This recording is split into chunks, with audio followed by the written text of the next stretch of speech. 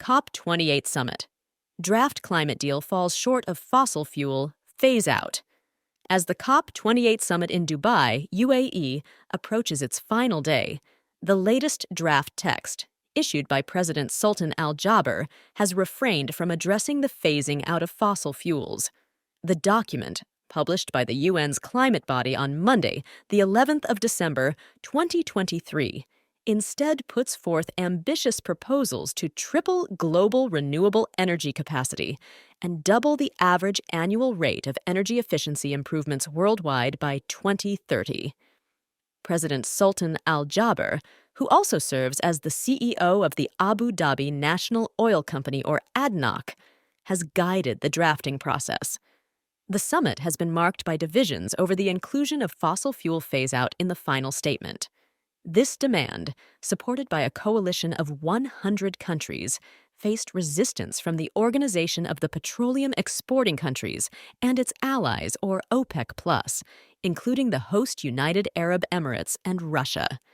The draft text suggests advocating for a reduction in both consumption and production of fossil fuels in a just, orderly, and equitable manner. It aims to achieve net zero status by, before, or around 2050, aligning with scientific recommendations.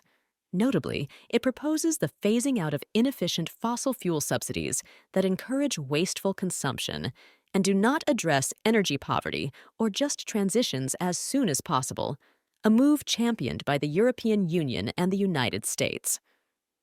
UN Secretary-General Antonio Guterres, speaking on Monday, the 11th of December 2023, emphasized the crucial need for a fossil fuel phase-out in the fight against climate change.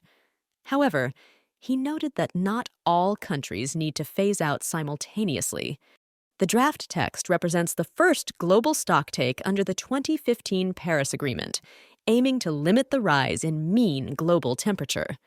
Acknowledging that greenhouse gas emissions have already caused about 1.1 degree Celsius of global warming, the COP28 draft text commits to efforts to meet the 1.5 degree Celsius target and expresses grave concern that 2023 is expected to be the hottest year on record.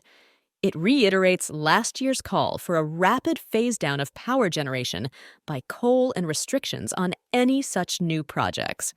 Additionally, the text calls for an acceleration and substantial reduction of non-CO2 emissions, particularly methane, globally by 2030.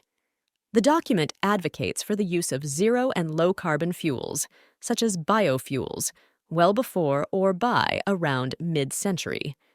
India, playing a pivotal role, garnered global support for biofuels at COP28 by promoting the Global Biofuel Alliance, a government initiative on the summit's sidelines. Furthermore, the text commits to accelerating the adoption of carbon removal technologies, including carbon capture, utilization and storage, and low-carbon hydrogen production as substitutes for fossil fuels. In a noteworthy call, the draft text continuously focuses on the need for an upgrade of the nationally determined contributions, or NDCs, of individual countries. These non-binding national plans for greenhouse gas reductions, currently falling short of meeting the Paris Agreement goals, are deemed insufficient. The text expresses concern over the latest findings by the Intergovernmental Panel on Climate Change, indicating that policies implemented by the end of 2020 are projected to result in higher global greenhouse gas emissions than those implied by the NDCs of individual countries. Thank you for watching the Domain B channel.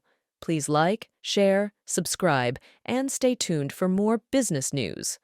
Also, read more business news and feature stories on domainb.com. The link is given in the description below.